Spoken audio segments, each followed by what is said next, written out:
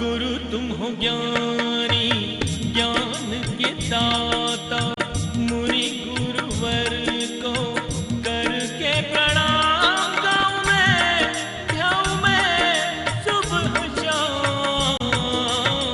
तुलक सागर एक नाम, एक नाम। ध्यान, भोजन पे बहुत ध्यान रखना। महिलाओं से मेरा निवेदन है, जिसका खान पान शुद्ध होता है उसकी खानदान शुद्ध हुआ करती है। ध्यान रखिए, खान पान से खानदान का बड़ा रिश्ता है। मांसाहार आर्यों का भोजन नहीं है। आप आर्य कहलाते हैं, आर्य खंड में रहते हैं, ये आपका भोजन नहीं है। ये तो मिलेच्छों का भोजन है, ये पुण्यात्माओं का भोजन नहीं है, ये तो पापियों का भोजन है मांसाहार। ध्यान रखिए, शाकाहार उत्तम आहार, मांसाहार इस देश के लिए बहुत बड़ा कलंक है। ध्यान रखिए, आज अस्पतालों में जाकर के देखना तो शाकाहारी पेशेंट कम मिलते हैं, मांसाहारी पेशेंट ज्यादा मिला करते हैं। कैंसर की शिकायत है, टीबी की शिकायत है, ध्यान रखना, बीपी की शिकायत है, मांसाहारी लोगों को ज्यादा हुआ करती है। ध्यान रखिए, जो मांस भक्षण करते हैं उनसे अस्पताल भरे पड़े हैं। ध्यान रखना। मान्यवर, आपसे मेरा एक निवेदन है, बड़ी विनम्रता के साथ खान पान पर विशेष ध्यान दीजिए। क्या खाना, कब खाना, कैसा खाना, कितना खाना, ये भोजन के लिए विचार करना है। क्या खाना, कब खाना, कैसा खाना और कितना। पशु को डालते जाओ डालते जाओ डालते जाओ, वो मना ही नहीं करता है, खाते जाता है खाते जाता है। पशु के पास तो इतना भी विवेक नहीं है, उसे प्यास लगती है तो नाली का पानी पी लिया करता है, उसे प्यास लगती है गटर का पानी पी लिया करता है। लेकिन मनुष्य को प्यास लगती है, प्यासा मर जाएगा लेकिन नाली और गटर का पानी पीने को तैयार नहीं हो। मनुष्य विवेकवान है, मनुष्य ज्ञानी है, जानवर अज्ञानी है, वो कुछ भी खा सकता है। आदमी के साथ ऐसा नहीं है। क्या खाना और क्या नहीं खाना, ये विवेक जागृत करो। प्रकृति ने तुम्हें शाकाहारी बनाकर भेजा है, मांसाहारी नहीं बनाया है। प्रकृति का नियम है, जो जैसा होता है उसे वैसा बना के भेजते हैं। जो मांसाहारी होते हैं उनके आगे के 4 दांत बड़े नुकीले हुआ करते हैं। अपने देखना, देखो घर जाके कैसे हैं दांत, शाकाहारियों जैसे हैं या मांसाहारियों जैसे हैं। मांसाहारी प्राणी जब पानी पीता है तो जीभ से चाट के पीता है, और शाकाहारी होता है वह चाट कर पानी नहीं पीता है, वह तो घूंट घूंट पानी पिया करता है। गाय पानी नहीं चाटती है, बकरी पानी नहीं चाटती है, हाथी पानी नहीं चाटता है, शेर चाट के पीता है, बिल्ली चाट के पीती है, कुत्ता चाट के पीता है। ये अंतर है एक शाकाहारी और मांसाहारी में। आप कैसे पानी पीते हैं बताइए, कैसे पीते हैं पानी? जीभ से चाट के या घूंट घूंट पिया करते हैं? तो आप शाकाहारी हैं। गाय कभी चाट के नहीं पीती पानी, भैंस नहीं पीती। शाकाहारी प्राणी जो भी होंगे वो चाट के पानी नहीं पीते हैं। मांसाहारियों के नाखून की बनावट अलग होती है, वह नुकीले होते हैं और घूम जाया करते। आपके नाखून तो ऐसे नहीं है ना। तो भगवान ने आपको मांसाहारी बनाया है या शाकाहारी बनाया है? जरा ईश्वर से जाके पूछना। मांसाहारी प्राणियों की आंखें रात के अंधेरे में लाल चमका करती हैं, शाकाहारी की नहीं चमका करती हैं। आपकी आंख अंधेरे में चमकती है या नहीं चमकती है? विचार करिए। प्रकृति ने आपको शाकाहारी बना करके भेजा हुआ है। एक बात याद रखना, मांसाहार करोगे तो मांसाहार में केवल मांस ही नहीं खाते हो, उनके संस्कार और पशुओं की पशुता का भी भक्षण कर जाया करते हो। वो यही बात है कि जैसे जानवर बात बात पे झगड़ा कर लेते हैं, एक दूसरे को मारने को तैयार हो जाते हैं, जैसे जानवरों के पास कोई आचरण नाम की चीज नहीं होती है, वैसे ही देखना मांसाहारी बात बात पर झगड़े करते हैं, उनके पास भी आचरण और व्यवहार नाम की चीज, उत्तेजनाएं, क्रोध, तामसिक प्रवृत्ति, ये मांसाहारियों की होती है। शाकाहारी कौम शांत रहा करती है। ध्यान रखने, विचारों में तामसिकता पैदा करता है मांसाहार। एक बात याद रखना, शाकाहारी पशु स्नान ना करे तो भी दुर्गंध नहीं आती, लेकिन मांसाहारियों के शरीर से दुर्गंध आया करती है, बदबू आया करती है। विचार करिए, अब गाय में बदबू नहीं आती है कभी, शेर में दुर्गंध आती है। ध्यान रखिए, ये क्रूर प्राणी है, सौम्य बने। कभी देखना, शेर का मुंह देखकर किसी के अंदर करुणा नहीं आती है, लेकिन गौ माता को देख लो तो करुणा छलक छलक पड़ जाया करती है। गाय के चेहरे पर बड़ा भोलापन हुआ करता है, गाय के चेहरे पर ऐसा वात्सल्य टपका करता है, शेर पर नहीं टपकता है। ध्यान रखना। राजन, तुमने 100 हंसों का मांस खाया है, आज उसका ये दुष्परिणाम है कि तुम्हें 100 बच्चों की लाश पे आंसू बहाना पड़ रहे हैं। ध्यान रखिए, तुमने भी तो किसी के बच्चे छीने थे, तुमने भी तो क्रूरता से धृतराष्ट्र ने कहा कि महाराज, वो तो मेरे अनजान का कृत्य था, क्या अनजान के किए पापों की भी सजा मिलती है कि जानबूझकर किए पापों की सजा मिलती है?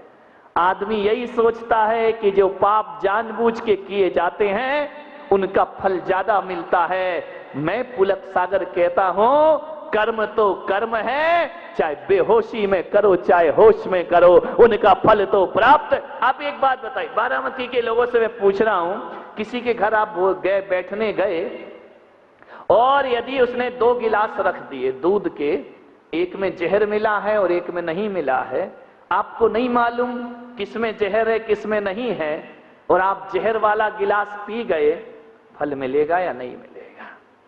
बोलिए, क्यों? आपने जानबूझ के थोड़ी पिया है, अनजाने में पिया है ना, फल प्राप्त होगा या नहीं होगा? ध्यान रखना, कर्म किसी को नहीं छोड़ा करते हैं। आप यदि अनजाने में इस प्लग में उंगली डाल दो, झटका लगेगा या नहीं लगेगा? नहीं, करंट को बोलना भाई वो तो अनजाने में हुआ, तू करंट क्यों लग रहा है मुझे? ध्यान रखिए, जानबूझकर करो या अनजाने में, सजा तो प्राप्त जरूर। और एक बात याद रखना, जीवन में 90% पाप अनजाने में ही हुआ करते हैं मेरे भाई, जानबूझ के कोई पाप नहीं किया। 10% पाप जानबूझ के होते हैं, 90% पाप अनजाने में होते हैं। तो आप इस गफलत में ना रहें कि अनजान में किए गए पापों की सजा नहीं मिलती है। यदि अनजान में कांटे पर पांव रख दो तो वो भी चुभता है मेरे भाई, और अनजाने में कोई अंगार हाथ में रख दे तो वो भी जलाने का काम किया करता है। अज्ञाने में भी यदि पाप किए हैं, फल जरूर प्राप्त होगा। धृतराष्ट्र की आंखों से आंसू आने लगे, बोले, हे माधव, ये तो बताओ कि मैं अंधा क्यों हो गया? राजघराने में पैदा हुआ, मेरे आंखों में रोशनी क्यों नहीं है? मैं इस वंश में, इस कुरु वंश में ऐसा राजा क्यों बना कि सिर पर ताज भी था लेकिन मैं देख नहीं सकता था? कृष्ण ने कहा, इसके भी जिम्मेदार तुम ही हो, क्योंकि जब वो रसोइया मांस खिलाते रहा तो तुम अंधे बनकर के खाते रहे। तुमने ये भी नहीं पूछा कि ये क्या है, क्या बना रहा है। तुम रंग और स्वाद में डूब गए थे। आंखें होने के बाद भी तुमने आंखों से देखा नहीं। तो कर्म ने कहा कि जब आंखें होकर भी उपयोग नहीं करता है तो अगले जन्म में से अंधे की पर्याय में पैदा कर। ध्यान रखिए, समझिए कर्म प्रकृतियों को। आंख होते हुए भी आप नजरअंदाज कर रहे हैं तो आपको ये आंखें दोबारा मिलने वाली। इसलिए धृतराष्ट्र तुम अंधे हुए। बोली, द्रौपदी की तो आंखें हैं, ये पट्टी बांध कर क्यों बैठी है? बोली, इसलिए इसका भी कर्म है। वो जो हंसों का मांस खिलाते रहा वो रसोईया कोई और नहीं, ये द्रौपदी ही है, जो इनाम के लालच में तुम्हें हंस के बच्चे खिलाते रहा। आंखें होकर भी इसने अनदेखा किया, इसलिए आंख होकर भी आंखों में पट्टी बांधने को मजबूर हो गई। अब विचार करिए, रोशनी होकर भी दुनिया नहीं देख पाई गांधारी, ये तुम्हारे ही कर्मों का फल हुआ करता है। मान्यवर ध्यान रखिए,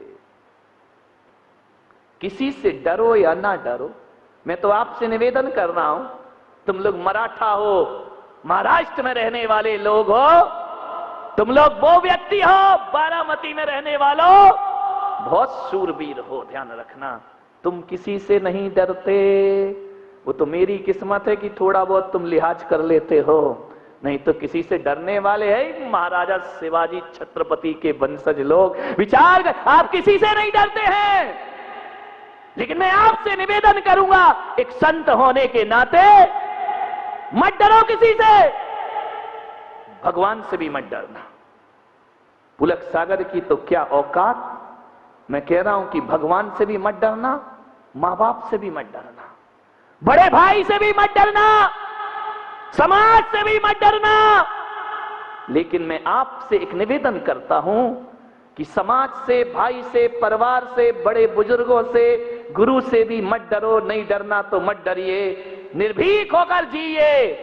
लेकिन आपसे एक निवेदन करूंगा कि डरना तो भगवान से भी नहीं चाहिए, लेकिन आपसे एक ही निवेदन है मेरा कि भगवान से डरो या ना डरो, पर आदमी को अपने कर्मों से जरूर डरना चाहिए, क्योंकि कर्म किसी को छोड़ दे, भगवान तो फिर भी छोड़ देगा, लेकिन कर्म किसी को भी छोड़ते नहीं। कर्मों को सुधार दिए।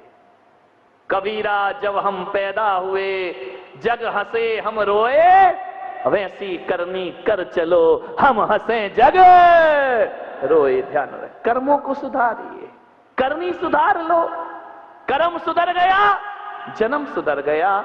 ध्यान रखना, मति सुधर गई, गति सुधर जाएगी, भाव सुधर गए, भाव सुधर जाएंगे। ध्यान रखें, कुछ नहीं करना है, सोचना है आपको, धृतराष्ट्र को 100 बच्चों की लाश पे आंसू बहाना पड़े। ये कैसी जिंदगी है हमारी? अपना पेट भरने के लिए किसी का पेट फाड़ देना, ये इंसानियत हुआ करती है।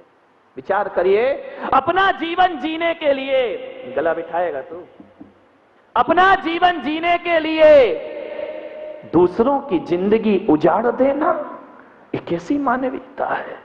हम तो वो लोग हैं जो दूसरों के लिए अपने जीवन का बलिदान कर दिया करते हैं। महात्मा बुद्ध जब जा रहे थे जंगल से, एक शेरनी हिरनी का शिकार कर रही थी। महात्मा बुद्ध ने कहा, ठहरो, ये मत करो।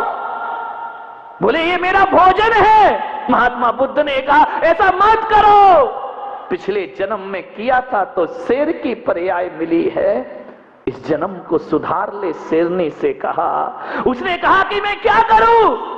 बोले, हिरनी को छोड़, मुझे भूख लगी है। महात्मा बुद्ध ने अपना हाथ शेरनी के मुंह में दे दिया, तुझे भूख मिटाना है तो मुझे खा के भूख मिटा ले, लेकिन उस बकरी को, उस हिरनी को छोड़ दे।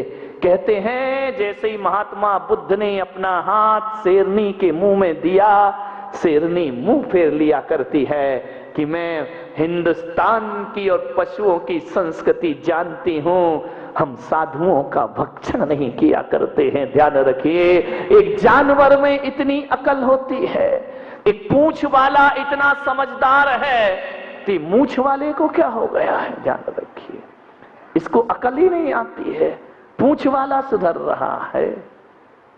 विचार करना है। मुझे कुछ दिन पहले कुरान मजीद भेंट की गई इस बारामती में, मैंने उसका पहला पेज पढ़ा और उसी में एक शब्द आया जो मेरे भीतर को आंदोलित कर गया। पहली लाइन लिखी है कि जगत का कोई भगवान है तो अल्लाह है, खुदा ही भगवान है, दूसरा कोई भगवान इस जगत में नहीं है। मैंने पढ़ा, क्या आपत्ति इसमें, अपने को कोई आपत्ति नहीं। लेकिन आगे की लाइन लिखी कि अल्लाह सब पे रहम करता है। वो लाइन पढ़ के मेरी निगाहें रुक गईं कि कुरान मजीद, कुरान शरीफ में कहा है कि अल्लाह सब पे रहम करता है।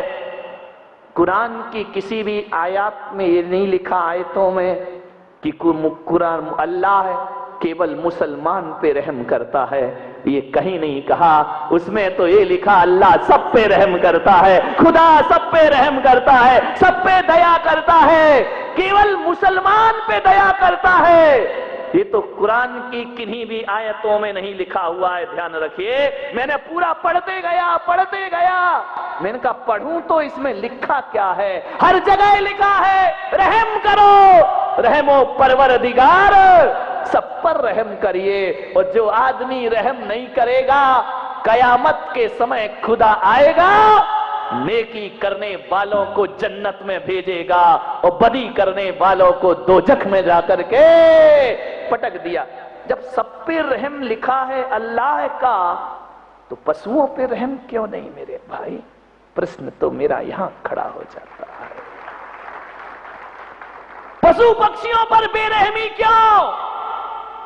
तीर्थंकर प्रत्येक प्राणी पे करुणा करते हैं। अवतार पुरुष ने प्रत्येक जीव को जीने का अधिकार दिया है, तो अल्लाह ने भी सृष्टि में सबको जीने का हक प्रदान किया है। किसी की हत्या करने का हक प्रदान नहीं किया है। किसी भी धर्म ग्रंथ में नहीं लिखा है कि आप हत्याएं करिए, ध्यान रखिए। मान्यवर अमेरिका कहता है कि विश्व एक व्यापार है।